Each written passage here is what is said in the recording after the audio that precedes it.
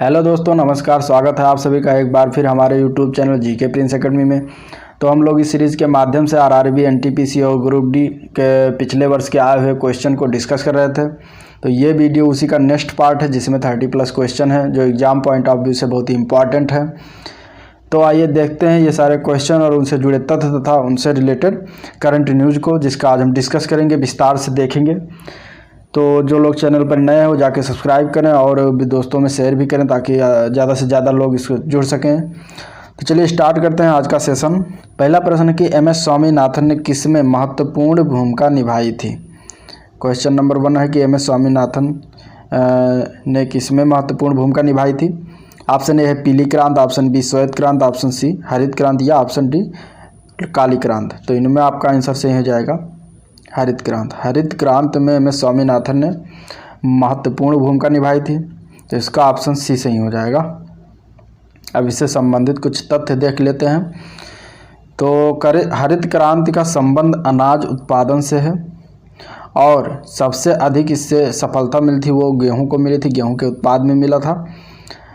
और पीली क्रांति का संबंध दलहन उत्पादन से है, दाल के उत्पादन से पीली क्रांति का संबंध है। श्वेत क्रांति का संबंध दूध उत्पादन से है और काली क्रांति का संबंध पेट्रोलियम खनिज तेल के उत्पादन से संबंधित है। तो ये आपको चीज़ें याद रखनी है, सारे इंपॉर्टेंट है, सारे एग्जाम में पूछे गए हैं कि पीली क्रांति का किससे संबंधित है, श्वेत क्रांति किससे संबंधित है या फिर हरित क्रांति किससे संबंधित है। तो इसको आपको ध्यान में रखना है। चलिए आगे देखते हैं अगला क्वेश्चन। अगला प्रश्न है कि माले किस देश की राजधानी है। माले जो है एक शहर है, तो ये किस देश की राजधानी ये आपको बताना है। तो इनमें आपका सही हो जाएगा आंसर मालदीव। मालदीव की राजधानी जो है वो माले है। ऑप्शन सी सही हो जाएगा इसका। अब इससे संबंधित कुछ तथ्य देख लेते हैं जो कि बार बार क्वेश्चन में पूछे जाते हैं, बार बार प्रश्न पेपर में पूछे जाते हैं कि देश है उनकी राजधानी क्या है या फिर उनकी मुद्रा क्या है। चलिए देखते हैं। तो पहला देश है ताइवान। ताइवान की राजधानी ताइपे है और यहाँ पे जो मुद्रा चलती है वो डॉलर चलती है। तो ये आपको याद रखना है। माली की देश जो है जो इसकी राजधानी बमाको है और यहाँ पे जो मुद्रा चलती है वो फ्रैंक चलती है। माली देश ये अफ्रीकन कंट्रीज है, अफ्रीका महाद्वीप का एक कंट्री है। तंजानिया भी अफ्रीका महाद्वीप की एक कंट्री है और इसकी राजधानी डोडोमा है, डोडोमा। और इसकी जो मुद्रा वहाँ पे चलती है वो सीलिंग है, सीलिंग। तो तंजानिया की राजधानी डोडोमा और मुद्रा सीलिंग। सेशल्स की राजधानी विक्टोरिया है और यहाँ पे जो मुद्रा चलती है वो सेशल्सी रुपया चलता है। और सेनेगल है, सेनेगल की राजधानी डकार है, यहाँ पे जो मुद्रा चलती है वो भी फ्रैंक चलती है, फ्रैंक। अंगोला देश की राजधानी लुआंडा है और यहाँ पे जो मुद्रा चलती है वो क्वांजा चलती है, क्वांजा कहते हैं। तो इस तरीके से ये कुछ महत्वपूर्ण देश थे जो बार बार पूछे गए हैं एग्जाम में। तो इसको ऐसे याद रखना है तीन बना के कि Taiwan Taipei dollar, Mali Bamako franc, Tanzania Dodoma shilling, Seychelles Victoria Seychelles रुपया और Senegal Dakar franc, Angola Luanda kwanza. Angola Luanda kwanza, Senegal Dakar franc, Mali Bamako franc, Tanzania Dodoma ceiling.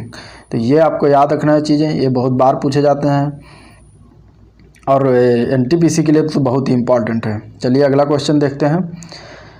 अगला प्रश्न है कि पंचतंत्र दंत कथाएं किसके द्वारा रचित मानी जाती है। आपको बताना है कि पंचतंत्र जो दंत कथाएं वो किसके द्वारा रची गई हैं या उसके लेखक कौन है पंचतंत्र कथाओं की। तो इसके लेखक हो जाएंगे विष्णु शर्मा। विष्णु शर्मा इसके लेखक हैं, जो कि ऑप्शन बी सही हो जाएगा।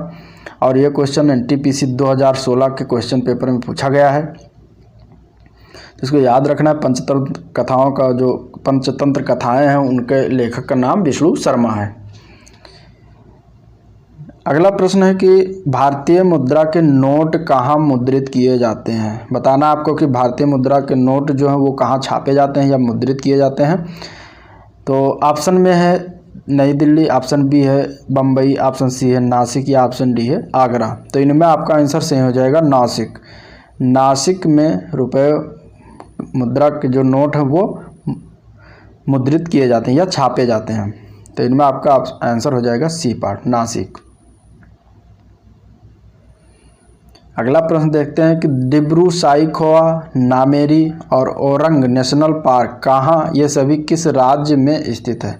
आपको बताना है कि डिब्रू साइखोवा, नामेरी और ओरंग नेशनल पार्क ये किस राज्य में पाया जाता है। तो ये आपका असम राज्य में मिलता है। Dibru Saikhowa, Nameri, orang national park Assam राज्य में है।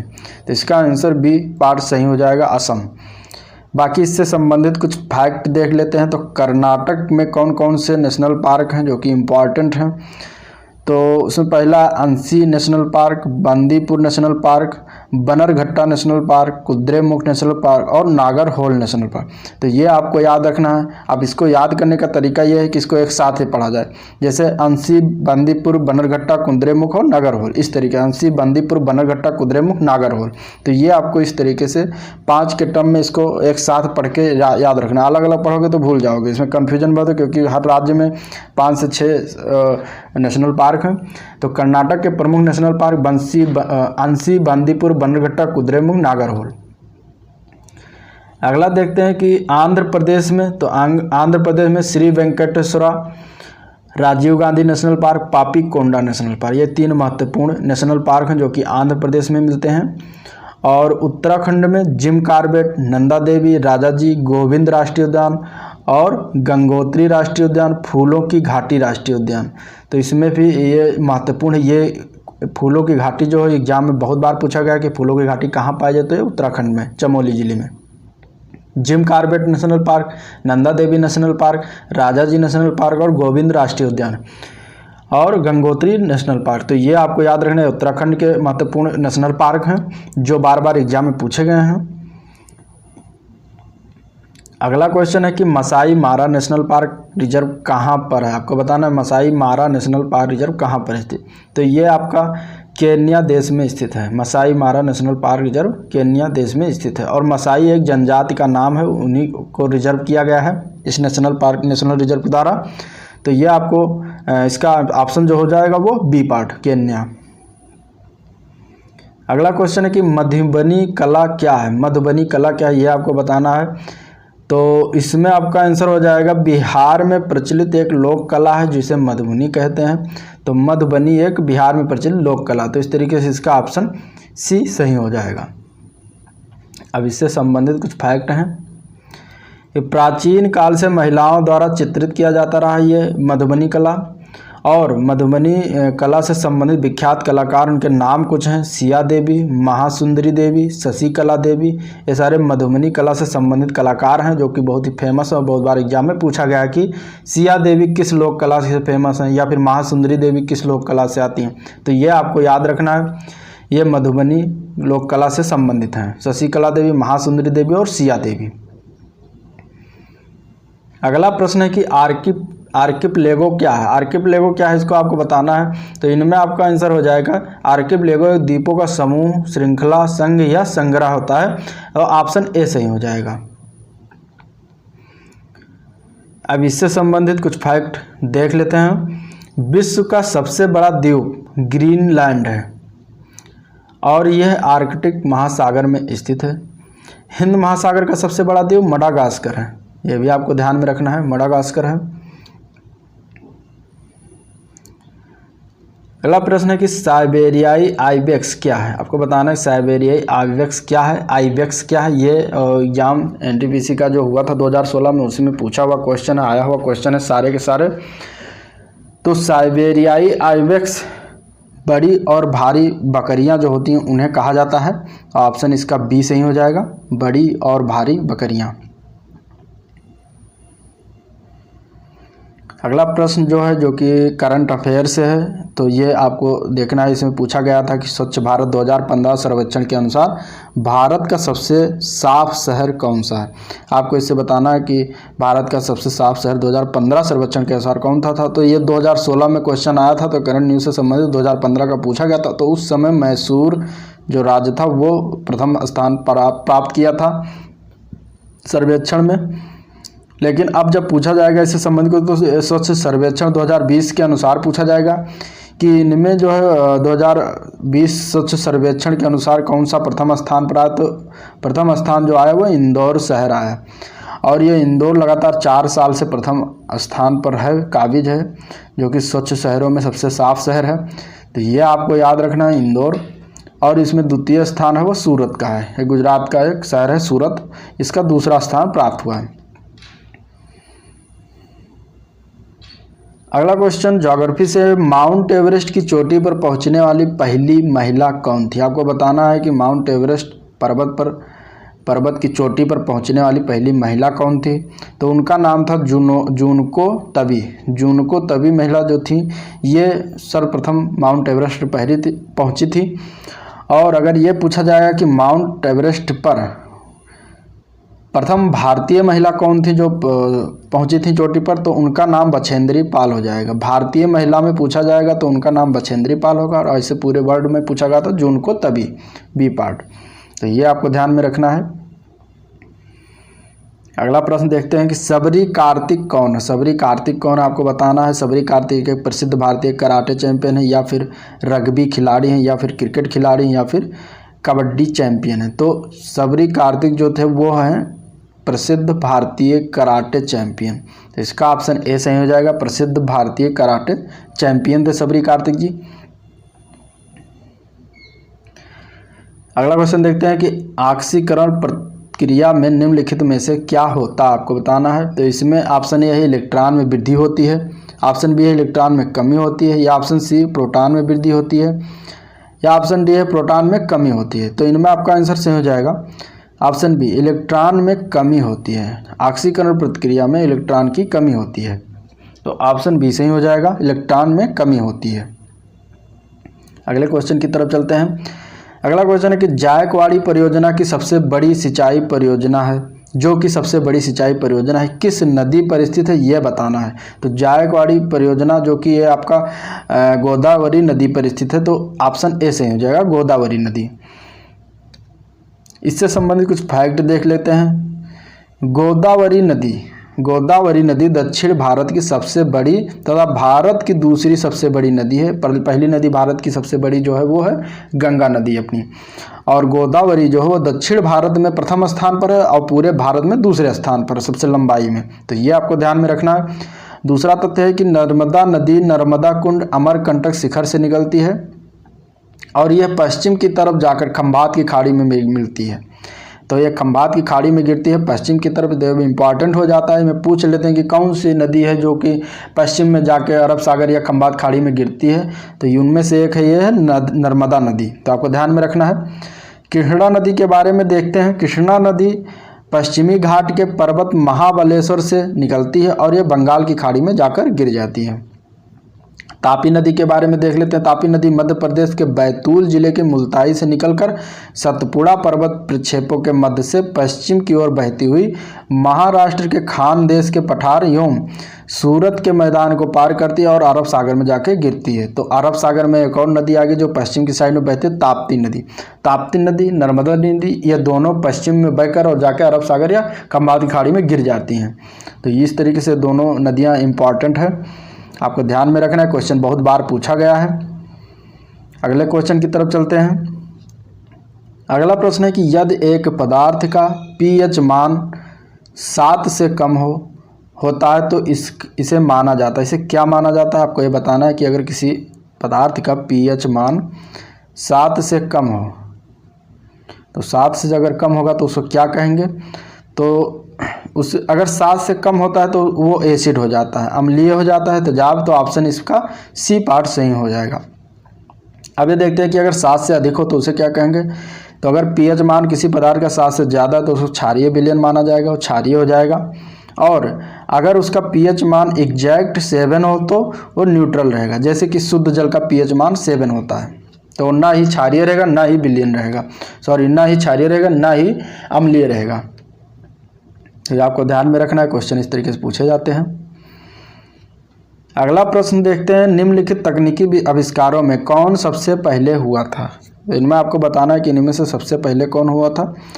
टेलीग्राफ, दूरबीन, टेलीफोन, टेलीटाइप। तो इनमें सबसे पहले आविष्कार जो होता है वो दूरबीन का आविष्कार हुआ था। ऑप्शन बी सही हो जाएगा इसका, दूरबीन। अगला प्रश्न देखते हैं। मौर्य वंश का अंतिम सम्राट कौन था। मौर्य वंश जो कि इतिहास से संबंधित क्वेश्चन है, इनमें ऑप्शन है Chandragupta, option B Ashoka, option C Brihadratha या ऑप्शन डी बिंदुसार। तो मौर्य वंश का अंतिम सम्राट बताना कौन था?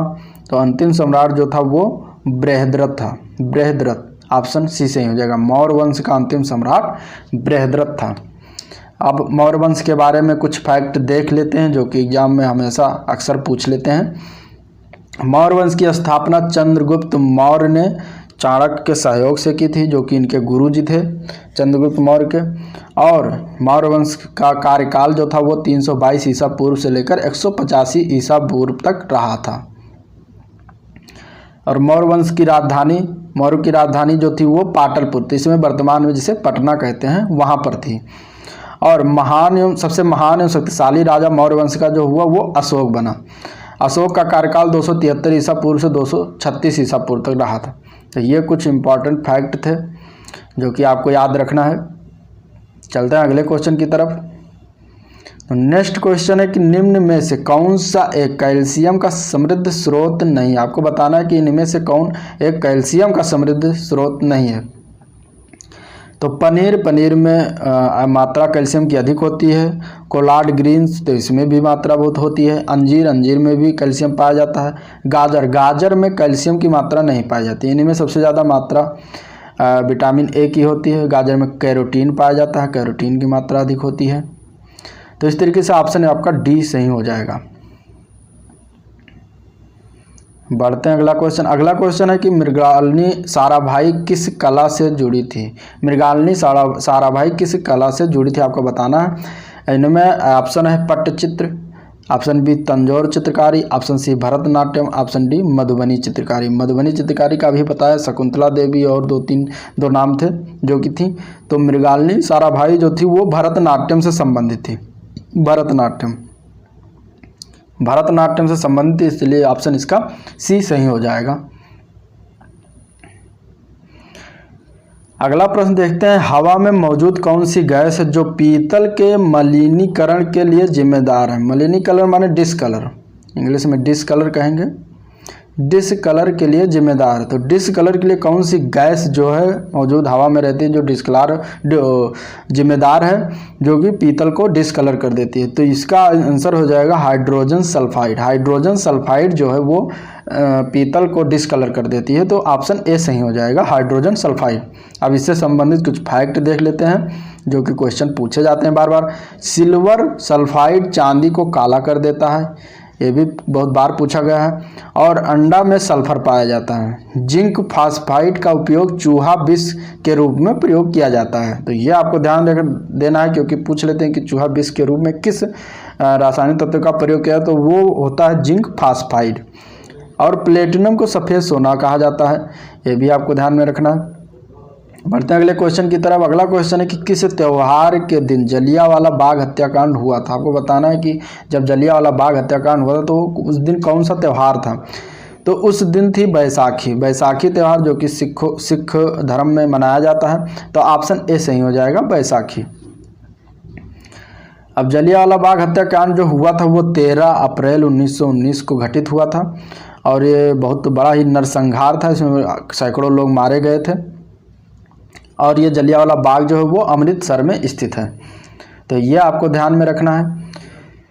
अगला क्वेश्चन देखते हैं। भारतीय संविधान के मौलिक कर्तव्य किस देश से संविधान से लिया गया? आपको बताना है कि भारत के संविधान में जो मौलिक कर्तव्य जुड़ा हुआ है वो किस देश से लिया गया है?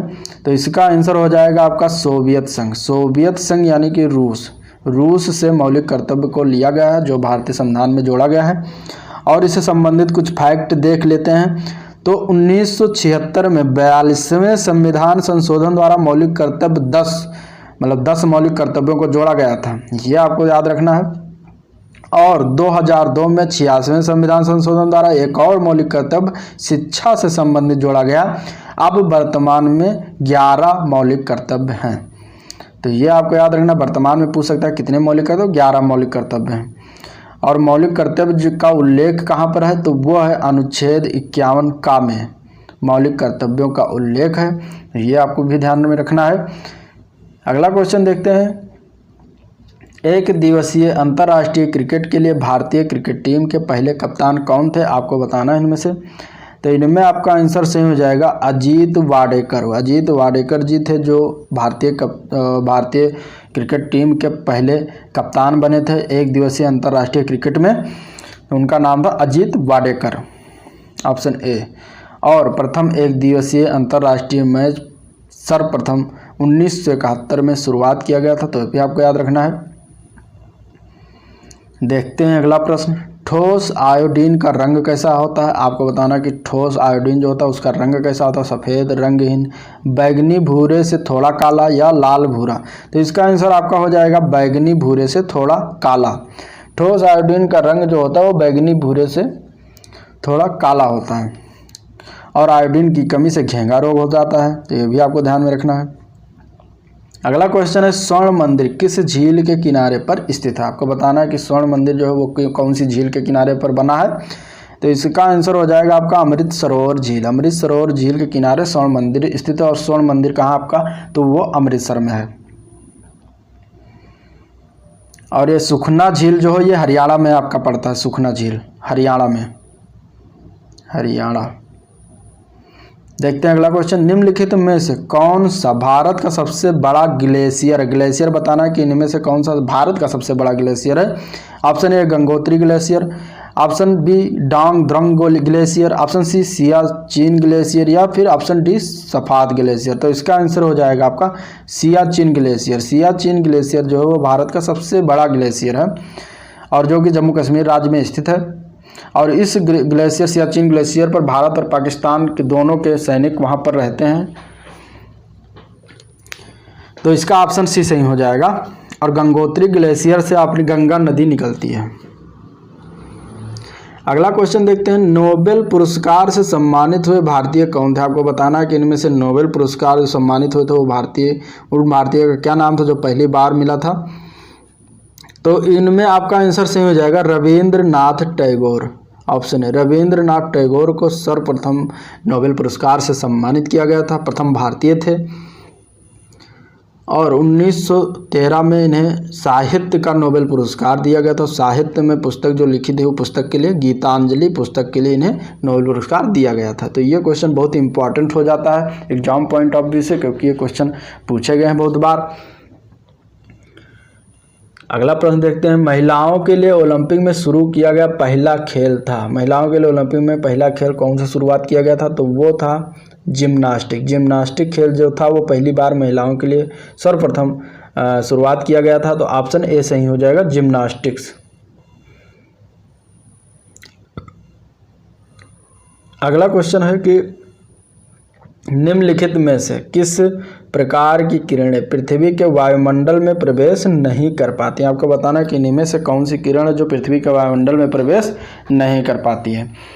तो ऑप्शन ए है विजिबल लाइट, ऑप्शन बी है एक्स रेज, ऑप्शन सी है अल्ट्रावायलेट रेज या ऑप्शन डी है रेडियो वेव। तो इनमें आपका आंसर सही हो जाएगा option B X rays. X किरण जो होती है वो पृथ्वी के वायुमंडल में प्रवेश नहीं कर पाती हैं। बाकी दृश्य प्रकाश यानी कि विजिबल लाइट, अल्ट्रावायलेट किरण और रेडियो तरंगे, ये तीनों किरणें वायुमंडल में प्रवेश कर जाती हैं। इसका आपका आंसर सही हो जाएगा एक्स किरण। और एक्स किरण की खोज जो की थी वो उनके वैज्ञानिक का नाम था विलियम रोंटजन। तो ये आपको याद रखना, ये क्वेश्चन पूछा गया है बहुत बार। अगला प्रश्न देखते हैं। जब एक वस्तु ऊपर की ओर फेंके जाने पर अपने शीर्ष पर पहुंचते तो इसका, अब आगे बताना है कि इसका क्या। तो ऑप्शन में है कि वेग शून्य हो जाता है और इसका त्वरण शून्य होता है, या फिर ऑप्शन बी है वेग शून्य होता है और इसका त्वरण लगभग 10 मीटर पर सेकंड स्क्वायर होता है, या ऑप्शन सी है वेग 10 मीटर पर सेकंड होता है और इसका त्वरण शून्य हो जाता है, या ऑप्शन डी है वेग 10 मीटर पर सेकंड होता है और इसका त्वरण भी लगभग 10 मीटर पर सेकंड स्क्वायर होता है। इनमें से आपको बताना है कौन सा सही है।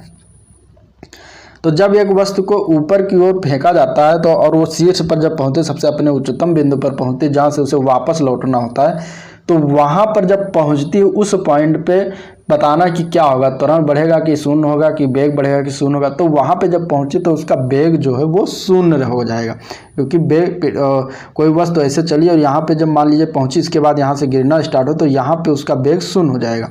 और इसका त्वरण उस समय जो होगा वो 10 मीटर पर सेकेंड स्क्वायर इस प्रकार करेगा, तभी ये नीचे आना स्टार्ट कर देगी यहीं से।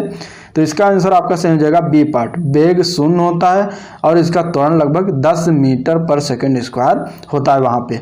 तो ऑप्शन इसका बी पार्ट सही हो जाएगा। तो ये रहा मेरा आज ओवरऑल सेशन, और जो कि इसमें टॉप 30 क्वेश्चन थे जो कि इसका डिस्कस किया गया, और इससे संबंधित फैक्ट और करंट न्यूज को भी। और अगर वीडियो अच्छा लगा हो तो लाइक करिए और सब्सक्राइब भी करिए चैनल को, तथा इसको अपने दोस्तों में शेयर भी करिए ताकि ज़्यादा से ज़्यादा लोग जुड़ सकें। तो हम मिलते हैं अगले दिन नेक्स्ट पार्ट लेकर इसी के अगले सीरीज़ का, जिसमें भी टॉप 30 क्वेश्चन होंगे और उनका फैक्ट और उनसे रिलेटेड करंट न्यूज होंगे। तो आज का वीडियो यहीं पर समाप्त करते हैं, तब तक के लिए नमस्कार।